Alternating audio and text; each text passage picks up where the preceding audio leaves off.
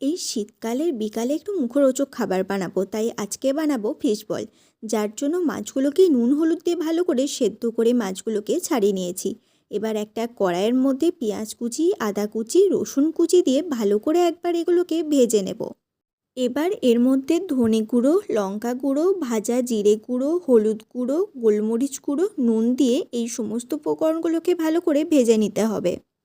মশলাটা ভাজা হয়ে গেলে এর মধ্যে সামান্য একটুখানি মিট মশলা, কাশ্মীরি লঙ্কা গুঁড়ো ও ছাড়িয়ে রাখা মাছগুলোকে দিয়ে দিচ্ছি।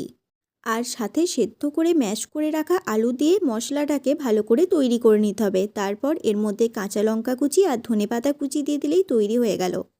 কর্নফ্লাওয়ার, জল, নুন ও সামান্য একটুখানি গোলমরিচ গুঁড়ো দিয়ে এই পেস্টটা তৈরি করে এটার মধ্যে বলগুলোকে দিয়ে তারপর ব্রেড ক্রাম্বসে কোটিং করে ডিপ ফ্রাই করে নিলেই তৈরি হয়ে যাবে আমাদের ফিশ বল। তো চলো আজকের মতো